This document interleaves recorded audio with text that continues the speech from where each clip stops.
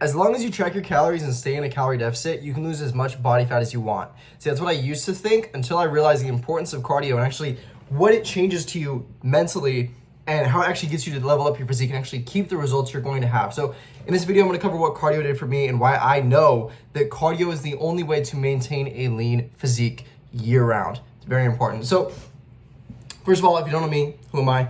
My name is Jake Bowman. I used to be in like a skinny fat kind of body type, super out of shape, never really like athletic, never like genetically gifted whatsoever. I had a stomach, I had some face fat, I had lower back fat, my legs were especially fat. I always got kind of bullied or pointed out for it when I was younger. And then as I grew older, I was like, okay, it's time to really lock in. I had a bunch of struggles and trials and tribulations. And one of the biggest things I found out was that I can check my calories all day, every day. But if I'm not doing cardio, I don't value those calories. So maybe you have the exact same opinion as this. Maybe you disagree. Either way, I want you to watch this video all the way through to the end because I'm going to explain to you why I know this point has been true to myself and all my clients I coach as well. So first things first, when you burn your calories intentionally, you realize how easy it is to overeat. So we all know to track your calories, right? To be in a calorie deficit, you have to eat lower than your maintenance calories, and your maintenance calories keeps you at the same weight every single day. If you eat below that or burn more calories, you have to use your body fat as energy, and that's how you lose fat, okay? And if you track your calories, obviously you need to track to know how many you're putting in. The idea is if you eat less calories than your maintenance, then you will lose body fat, which is true, but can you sustain it without doing cardio? No way. Nope, not at all. So I remember doing a ton of cardio and being like on the treadmill, doing the bike for 30 minutes or an hour, and then like barely burning like 200 calories, 300 calories, right? Damn, 300 calories. But then when I went to track, I'm like, that's like not even a donut. Like a donut has more calories than that. And I just worked almost an hour for that. So my point is it makes you value what you eat more because it's all about making the smarter decisions in what you eat, right? Like for me, it's like a lot more protein, less carbs, not because carbs are bad, but they're very calorie dense. Not having as much sugar because that also is very high calorie dense as well.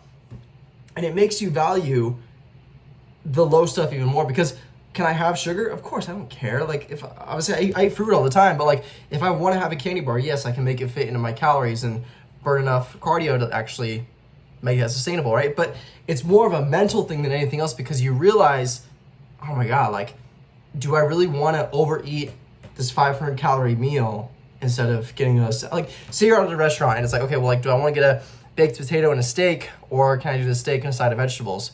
Okay, it's like 300 calories difference. That's like an hour or two of walking.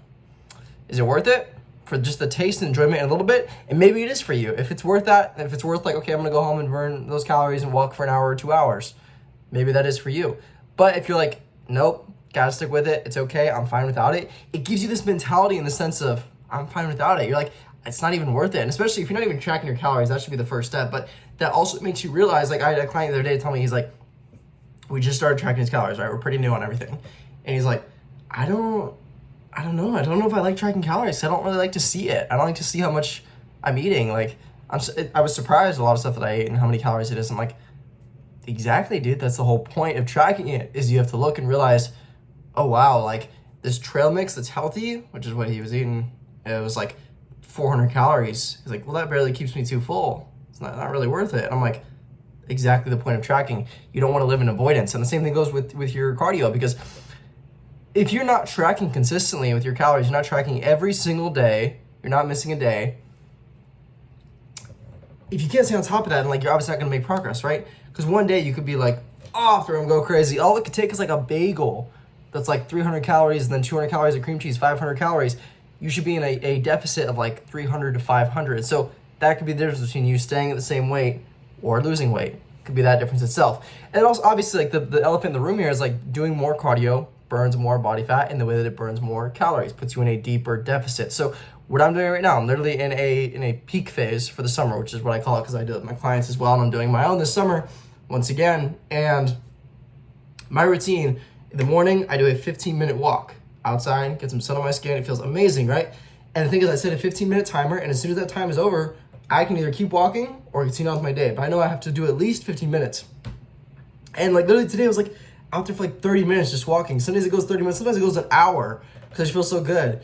and I don't really have anything else like that needs to be immediately done, right? And then after my workout, in the gym, I do my weightlifting workout, and I do at least 15 minutes there as well on like the bike or something else to kind of switch it up. Today I did about 30 minutes because I just went on my phone, did other stuff. Like you're probably like, how am I gonna walk for 15 minutes? Just go on your phone, do whatever you would normally do. Like if you're scrolling in bed, go do it while you're walking. It's a lot easier to not think about, oh, I'm in pain because I'm walking, oh, this kind of sucks. You're just on your phone doing whatever you normally do, distracting yourself, but instead of just being completely still, you're walking. Like if you were to look at yourself when you're lounging and relaxing and watching entertainment, maybe it's on your phone, maybe it's on TV, if you saw yourself from a third person perspective, what would that third person think? Would they be like, oh, this guy's fine, he's being good, being active? Or is it like, holy shit, this dude's sitting here for over an hour on his phone? Do something productive with your life. And like, I'm calling myself out when I say that because I've been like that before. I've had times like that, and that's one of the reasons why I've incorporated this. So anyways, that's my training. And then later in the day, I have an afternoon walk as well. So morning walk, afternoon walk, and post-workout walk. Those are all at least 15 minutes. It's very easy to get that done. But that burns, like on an average day, I burn about 500 to 600 calories in just cardio alone, getting about anywhere from 10,000 to 18,000 steps a day. And that might seem like a lot, but like, I don't really have a super active job. Like I train clients in person. I train clients online. Most of my work is remote from home, which I'm grateful. It gives me the freedom to walk around. But it's like 15 minutes is really not in the grand scheme of things. If you look at your screen time right now, I guarantee you if it's anything over an hour, you can do that when you're walking. It's not like you have to cut out screen time. Just do it when you're walking. It's one of the easiest ways to do it. Get back on track though. But yeah, like I was saying, like if you skip tracking your calories for a few days, the rest of the days you did track really mean nothing because you could ruin your progress in those 3 days that you didn't track and you would have no idea because you just couldn't keep yourself accountable and keep tracking. But the cardio, it forces you into a routine. That's the thing I love about it the most with the morning, afternoon, and post-gym. Because another thing too is, this is a little extreme, but I guarantee if you really want success, you could do it. The days where I'm not going in the gym or not weightlifting, I'm weightlifting about 5, maybe 6 days a week. The days where my off days, I'm still going in the gym and doing 45 minutes of cardio. It's less time than my regular weightlifting workout. And at 45 minutes, I could be done at that point, or I can do longer, right? If I'm feeling good and I have nothing much to do.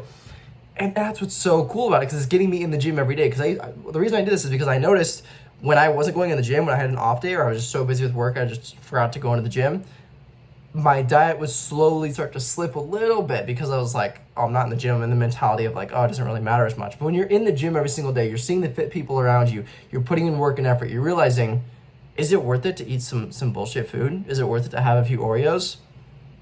Not really, but I have the power of knowing that I could. I'm not restricting myself in a way of, I can only eat these foods, I can only do this.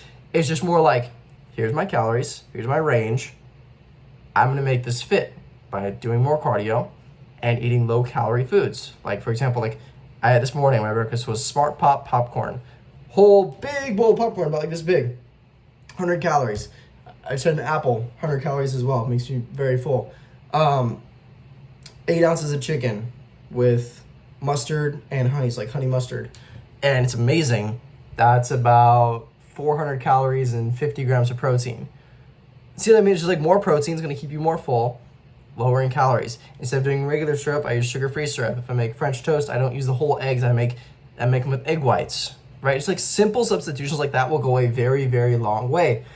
So yeah, my big idea I want you to take away from this is stop looking for a hack or a shortcut, because I used to do it myself for so long, and I wish I didn't. I wish I just started to be like, okay, how can I make something that is consistent, a plan that I know I can stick to for the rest of my life? So if anyone ever asks me, especially as a trainer and being a coach online too, people always ask me, oh, what are some good tips, right? What are some good tips? Because you want to know. I probably would have asked that question too when I started. My number one thing wouldn't be a tip. I would ask the person, okay, so you want to get fit, right? How long do you plan on working out for?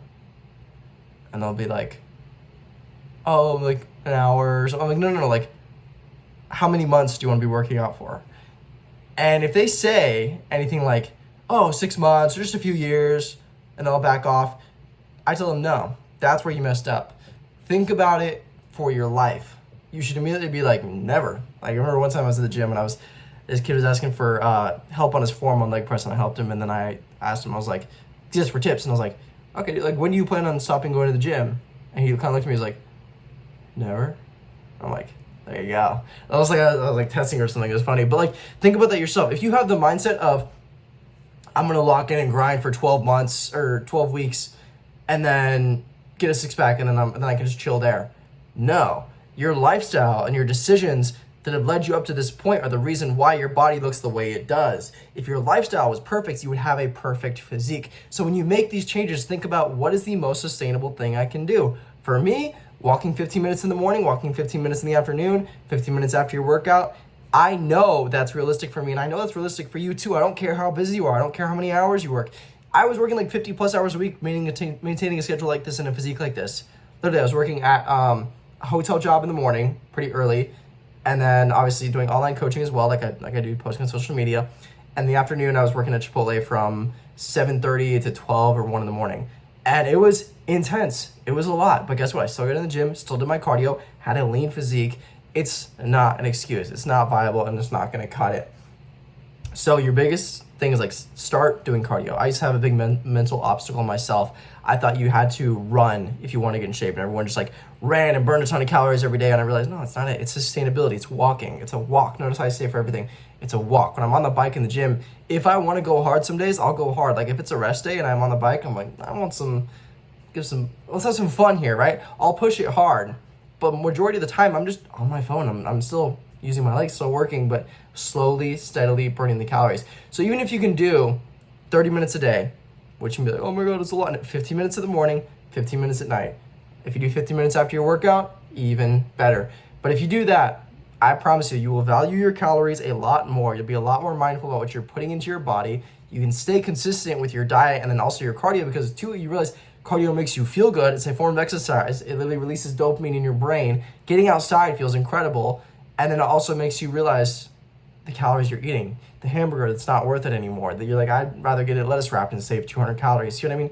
It'll make your quality of life a lot better, and you'll be able to stay consistent and disciplined with it for the rest of your life. And therefore, you will finally see progress. And the cool thing is, when you look in the mirror and you see progress, it's not like doing a keto diet. It's not like doing a 75 hard. You can look in the mirror and see, oh my God, I have abs for the first time. I remember looking in the mirror and be like, is that a six pack? Like, I really have a six pack right now. Wow.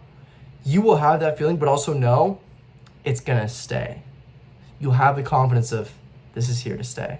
Because this lifestyle, I can maintain it. So do your cardio, subscribe if you're not already. I'll see you in the next one. Peace out.